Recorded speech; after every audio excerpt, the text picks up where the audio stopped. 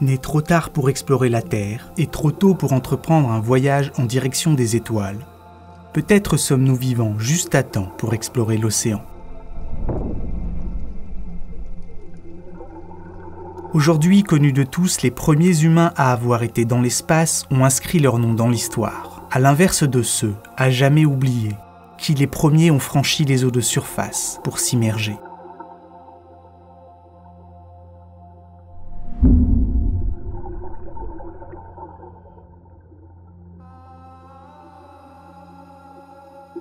Il n'existe aucune trace gravée, écrite ou dessinée, aucun témoignage des femmes et des hommes qui se sont très certainement, dès l'aube de l'humanité, jetés à l'eau. De ces premières plongées ne nous sont parvenues que des preuves indirectes. Amoncellement de coquillages, de corail ou de perles qu'il a bien fallu aller chercher et remonter du fond des eaux. Autant de vestiges qui ont été retrouvés dans des tombes, pouvant remonter jusqu'à la très lointaine préhistoire. Les mers, pleines de mystères, de promesses, ont rempli nos filets, nous ont nourris, attirés, effrayés, fascinés et aussi transportés. Sûrement bien avant d'être capables de descendre de quelques mètres sous les vagues, nos ancêtres apprirent à dompter les eaux depuis leur surface. Utilisant leurs modestes embarcations pour se déplacer, puis pêcher et commercer. Les premiers marins, bravant les dangers et souvent l'inconnu, ramenèrent dans leurs filets des contes de leurs aventures et des histoires par milliers.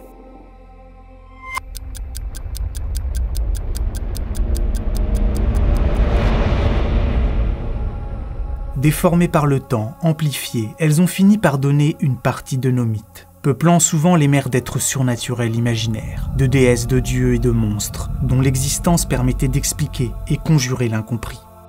Les drames des départs et des naufrages, de donner un sens aux caprices du destin.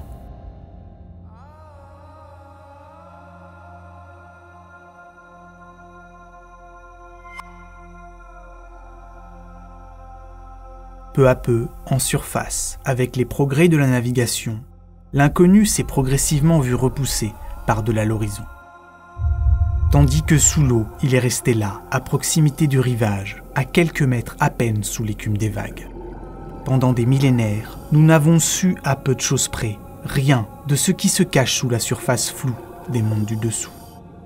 Car pour s'aventurer ici, la seule technologie dont nous disposions s'appelait alors une grande bouffée d'air. Et les ombres entreaperçues à la surface des eaux, les créatures étranges parfois remontées dans nos filets, ont continué à alimenter, pendant des siècles, nos mythes et nos légendes. Durant l'Antiquité, chaque peuple possède ses propres récits de marins hallucinés, jurant avoir vu passer un bestiaire fantastique de monstres inquiétants. Et le plus étrange dans tout ça, c'est peut-être que près de 2000 ans plus tard, ces mythes ont été remplacés par la réalité de découverte, par des faits, parfois tout aussi étranges que les plus délurés de ces lointains contes de fées. Car nous avons découvert, au cours des dernières décennies, que nous, humains, sommes reliés aux océans bien plus intimement que nous n'aurions pu l'imaginer.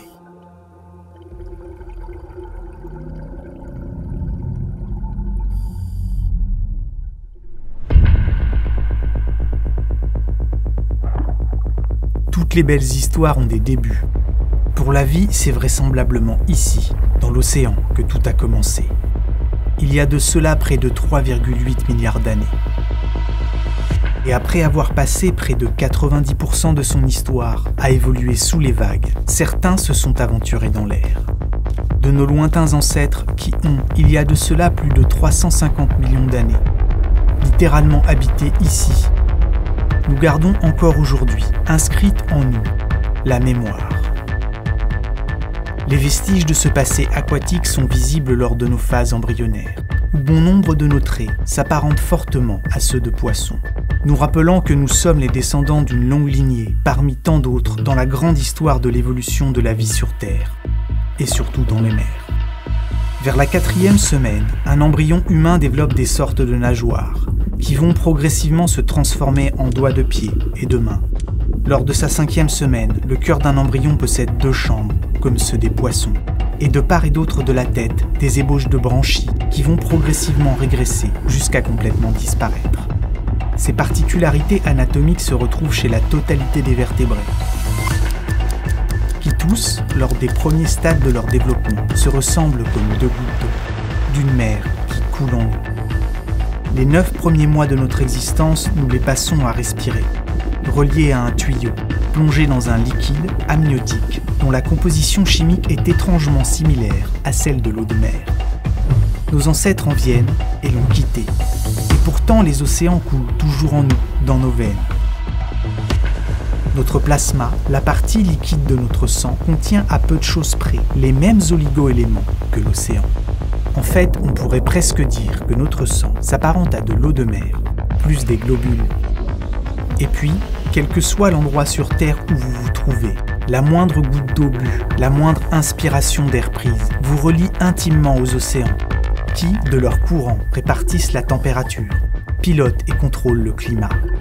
Les gouttes qui tombent du ciel aujourd'hui sous forme de pluie ou de neige étaient en eux il y a peu.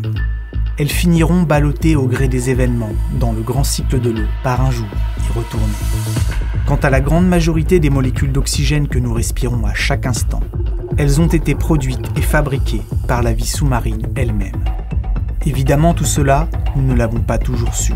Et pour le découvrir, il a fallu étudier les mers en profondeur et passer d'une époque, l'Antiquité, où seuls de vaillants apnéistes, chasseurs d'éponges et de trésors, étaient capables de franchir avec succès les eaux de surface à celles que l'on connaît.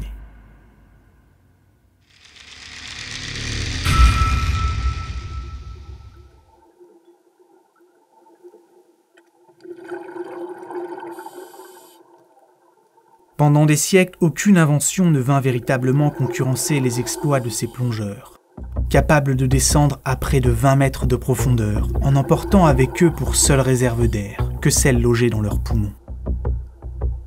Limités par la durée de leur passage au fond, et ne pouvant distinguer, les yeux ouverts sous l'eau, que de vagues silhouettes et des ombres déformées, ces hommes et femmes poissons restèrent pendant longtemps les seuls à pouvoir s'aventurer ici.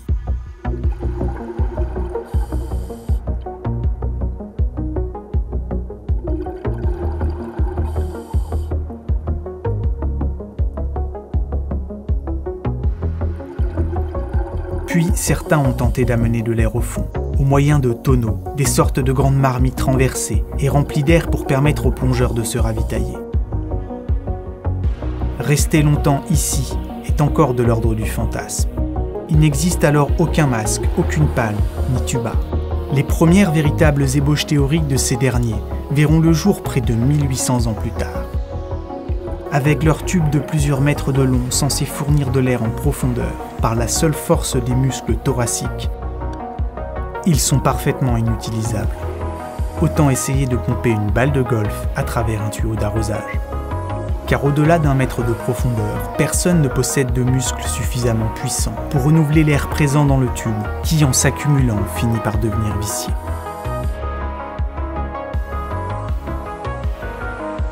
Au XVIe siècle, alors que les navigateurs qui sillonnent la haute mer commencent à repousser les frontières du monde connu, il n'est pas rare de trouver dans les récits, ou dessinés sur les cartes maritimes, toute une faune mythique et extraordinaire. Souvent imaginée présente au-delà des zones connues, ces monstres de légende sont les dents de la mort de nos peurs bleues et de nos ignorances. Car si les terra incognita ont peu à peu été repoussées, les eaux sur lesquelles l'on navigue restent, elles, imbibées de mystère. La surface constitue un voile épais, en dessous duquel sont tapis, au fond des eaux sombres, des créatures imaginaires. Ce que l'on sait des fonds marins reste nimbé de superstitions et de suppositions, et nombre de découvertes nous viennent encore en grande partie de ce qui s'échoue sur les plages ou se voit remonter dans nos filets.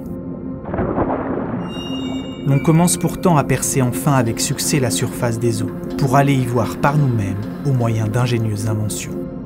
Ces premières incursions prolongées doivent leur réussite à l'existence combinée, de scientifiques, d'inventeurs, mais aussi d'aventuriers, qui parfois ne font qu'un.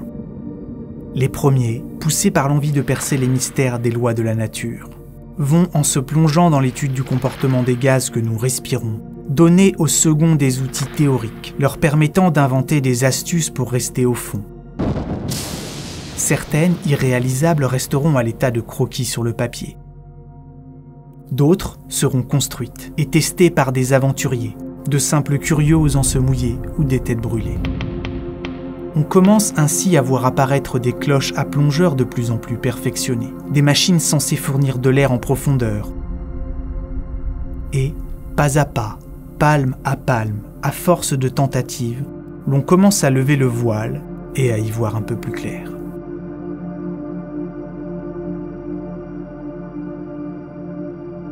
En 1715 apparaît un grand tonneau en bois, doté d'un petit hublot de verre et de 2 trous équipés de manches en cuir étanches pour faire passer les bras. C'est là la toute première machine plongeante véritablement fonctionnelle. Ici, aucune alimentation d'air. Tout ce que vous pouvez respirer se trouve avec vous dès le départ, dans le tonneau. Et à l'aide de cette étrange barrique, l'on peut rester près de 30 minutes dans la zone des 20 mètres. La même année est imaginée la première combinaison étanche reliée à la surface par 2 tuyaux alimentés en air par un soufflet.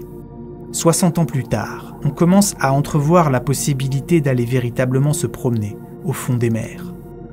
Sous un casque confectionné par un chaudronnier et relié à un réservoir d'air sur le dos, équipé de lourdes semelles en plomb afin de ne pas remonter comme un bouchon, Fréminet est l'un des tout premiers à marcher sous l'eau. Au moyen de son invention, il peut rester 30 minutes par 5 mètres de fond. 2 ans plus tard, le premier sous-marin d'attaque est mis à l'eau. En bois et peu maniable, il manquera plus d'une fois de se couler lui-même. Bientôt, les scaphandres à casque vont se succéder, la plupart du temps équipés de hublots et alimentés en air par une pompe à piston manœuvrée en surface par plusieurs personnes. Pour pouvoir vous rendre seul sous l'eau, il vous faut alors toute une équipe restée à l'air libre. Puis viennent des inventions donnant un peu d'autonomie, dotées d'un réservoir d'air comprimé, dont il faut régler le débit continu au moyen d'un robinet. En 1832, Condher teste avec succès son invention, devenant à 6 mètres de profondeur le tout premier plongeur à marcher au fond de l'East River. Quelques minutes plus tard, la rupture du tuyau assurant l'arrivée du mince filet d'air fait de lui le premier mort connu en plongée autonome du monde. Bon nombre de ces ingénieuses inventions en leur temps sont souvent peu maniables et le danger guette à la moindre défaillance. Qu'il soit venu ici poussé par la curiosité, la nécessité de nourrir sa famille en effectuant de périlleux travaux sous l'eau ou par l'appât du gain en quête de trésors. Nombreux sont ceux qui, en s'aventurant ici, payèrent le prix fort. Mais à force de tâtonnements, de persévérance, les pionniers des mondes du dessous commencent à disposer de scaphandres à casque fiables et fonctionnels. Et voilà, capable de délivrer de l'air sans avoir besoin de jouer du robinet, le tout premier détendeur, qui inspira Jules Verne et l'équipement du capitaine Nemo dans 20 milieux sous les mers. 8 ans plus tard, après une dizaine de minutes de pause, est prise la toute première photo sous-marine. L'adaptation du corps humain aux grandes profondeurs commence à être mieux compris, et les pionniers de la plongée autonome ont fini par trouver un certain équilibre, lorsque la toute première bathysphère, simplement accrochée à l'extrémité d'un câble, descend à plus de 900 mètres. Depuis leur habitacle exigu, protégé par une coque de fonte épaisse de près de 4 cm d'épaisseur, les 2 intrépides inventeurs peinent à distinguer quelque chose dans l'obscurité presque totale qui les entoure. Ne disposant pour seule source de lumière qu'une ampoule éclairant depuis l'habitacle, ils en sont réduits à scruter, à travers leur hublot de 7 cm de quartz, le passage de quelques ombres. Ils en verront beaucoup. De l'étrange et de la vie a fait son nid là-dessous. Et voilà que la plongée accessible à tous n'est désormais plus un rêve. Cousteau et Gagnan ont mis au point un détendeur fiable, efficace, qui fera dire au premier « Je glisse vers les profondeurs, conscient de vivre en harmonie avec un milieu bien différent de l'atmosphère où j'ai mes habitudes de mammifère terrestre. Nage presque sans effort, en haut, en bas, à gauche, à droite, comme les poissons que je rencontre. Respire sans y penser. Seul le léger ronflement de l'appareil me rappelle que je suis sous les vagues. Invité inattendu au sortilège de la mer, envoûté par cette splendeur, ce silence, cette harmonie. 17 ans se sont encore écoulés, et après un peu moins de 4 heures à couler en direction du point le plus profond de l'océan, 2 hommes se posent, à bord de leur bathyscaphe, au fond de la fosse des Mariannes, par 10 911 mètres de profondeur. Là où aucune lumière ne parvient, dans un des environnements les plus inhospitaliers de notre planète, sous des pressions près de 1100 fois plus élevées que la surface, et alors que les températures de l'eau à l'extérieur approchent celles du point de congélation, les 2 hommes jettent un coup d'œil par le hublot et voient passer un poisson plat. Au cours des décennies suivantes, alors que nous avions longtemps pensé qu'aucune vie n'était possible dans les grands fonds, nous avons fini par découvrir, enfouis dans les tréfonds obscurs de royaumes sans soleil, des oasis de vie qui sont venues bousculer ce que l'on pensait savoir du vivant. À proximité de sources chaudes, par plusieurs milliers de mètres de fond, s'agite au mètre carré plus de vie que dans les forêts tropicales humides. À ce jour, à peine 10% des fonds marins, situés au-delà des 200 mètres de profondeur, ont été cartographiés avec précision. Dit autrement, nous connaissons avec plus de détails la surface de certaines planètes du système solaire que celle du fond des océans, où l'on a pu découvrir, au cours du XXe siècle, des dizaines de milliers de volcans actifs, ainsi qu'une chaîne de montagnes, sans nul autre pareil, située sous les mers et qui s'étend sur près de 65 000 km de long.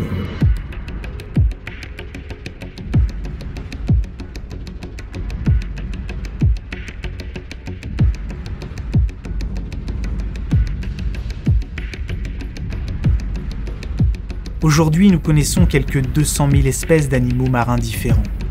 Un nombre prodigieux et à la fois modeste quand on pense au fait qu'on estime que seuls 10% de toute la faune marine nous est connue.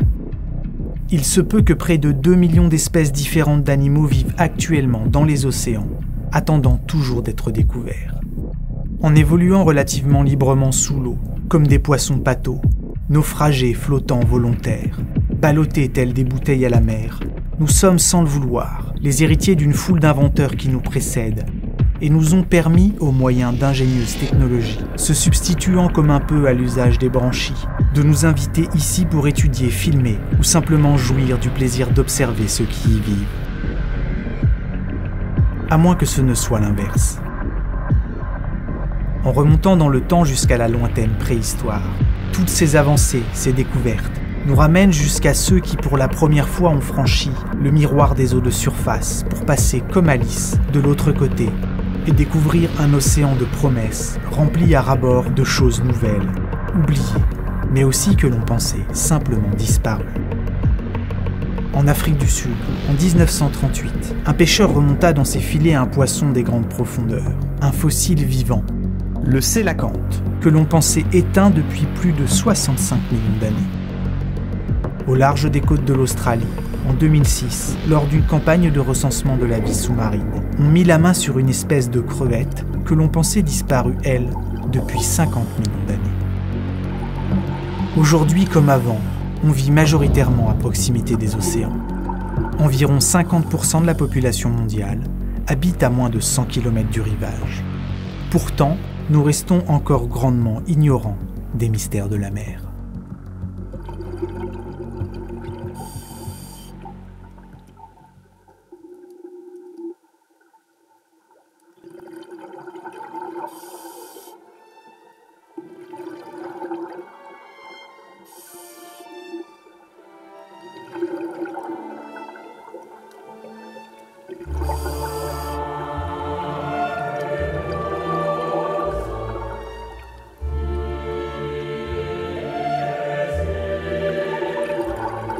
Songez que les calamars géants, avec leur longueur de près de 10 mètres et leurs yeux aussi volumineux qu'un ballon de football, sont les plus gros invertébrés de la planète, mais aussi les moins connus.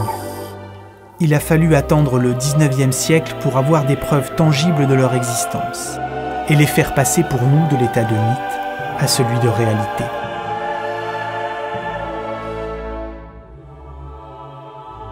Puis pendant 150 ans, tous les spécimens observés l'ont été morts, échoués sur les plages ou retrouvés en morceaux, en lambeaux, dans les estomacs de cachalots.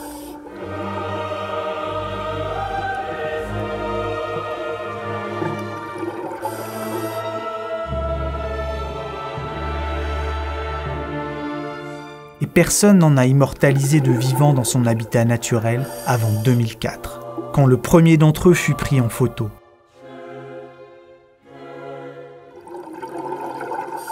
« 16 ans plus tard, nous ne possédons que 2 vidéos de quelques secondes chacune de ces créatures légendaires évoluant dans les grandes profondeurs.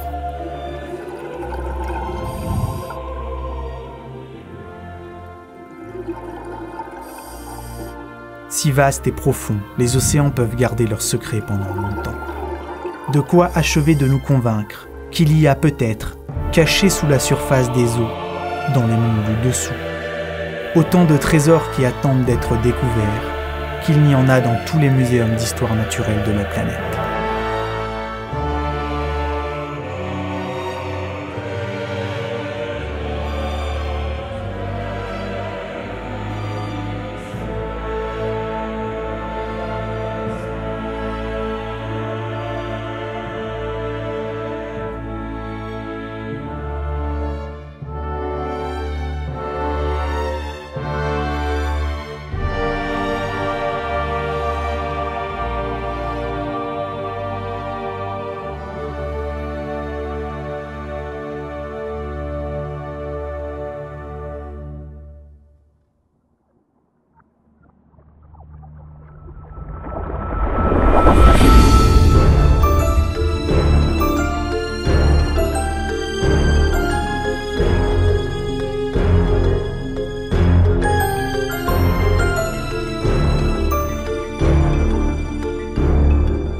Un projet aussi ambitieux n'aurait sûrement jamais vu le jour sans vous, sans tous ceux qui sur Tipeee, Utip ou KissKissBankBank nous ont apporté du liquide et de grandes bulles d'air, ni sans l'équipe de Rubicon Diving qui connaissait le musée englouti comme sa poche.